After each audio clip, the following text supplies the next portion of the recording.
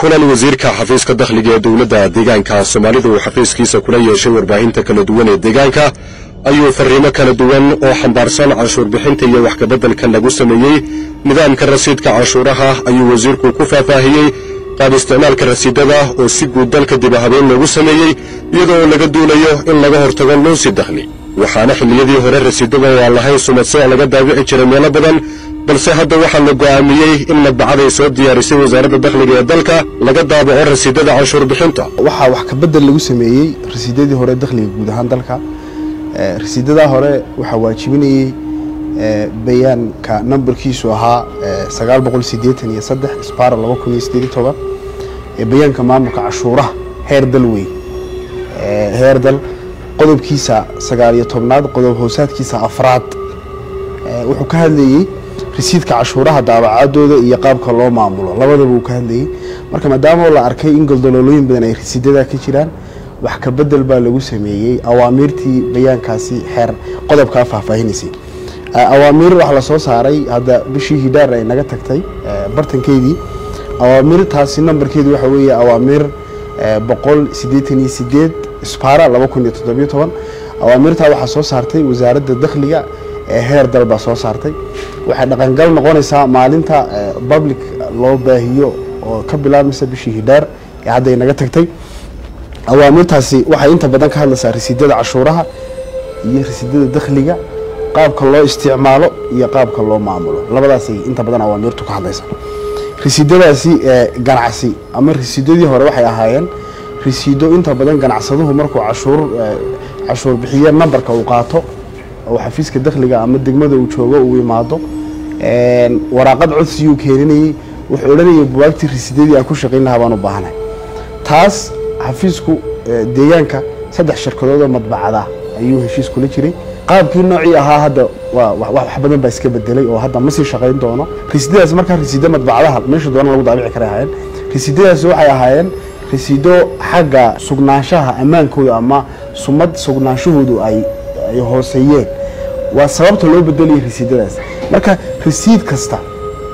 oo ganacsada isticmaalayo ama VAT ha noqdo ama TOT ha noqdo ama cash receipt ha noqdo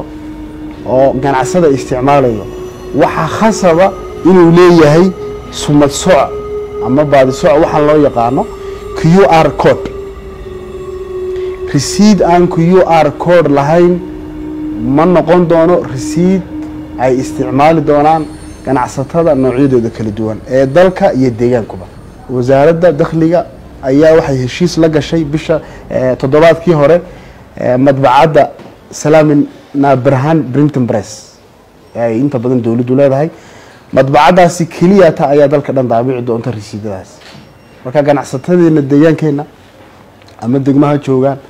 ama deegaan ha joogan ama maamul magaalaha joogan waa inay ku baraarugsanaadaan wax ka beddelka rasiidadii hore canshuur bixiyaasha darajada ba oo ah dadka dhaqdhaqaaqooda ganacsi ka badan yahay 1 milyan oo bir canshuur bixiyaasha darajada ta oo ah dadka dhaqdhaqaaqooda ganacsi ka sareeya 500,000 iyo sidoo kale canshuur bixiyaasha darajada ja oo iyaguna ah dadka dhaqdhaqaaqooda ganacsi gaarayo 100,000 bir ayaa wasiirka oo fariin u diray waxa uu tilmaamay in ay dhamaatay muddadii loogu talagalay soo xareynta canshuurta lana rabo in si dhaqso ah loo soo xareeyo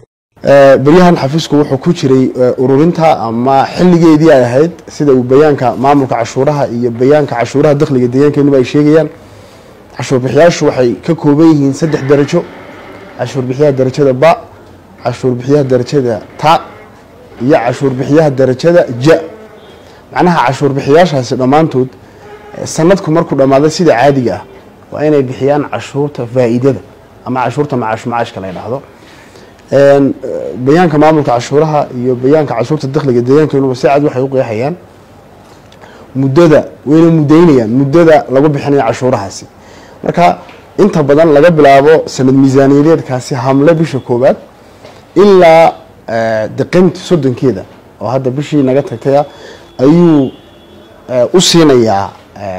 ogolaansho inay ku bixiyaan cashuurta xilligeeda marka inta badan hadda way dhaaftay marka cashuur bixiyaal badan oo ku soo ajiibay xilligii loogu talagalay cashuurihii loogu baahnaana bixiyay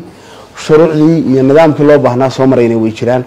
marka cashuur bixiyaal aan wali aan iman soo ajiibin ba iyaguna jira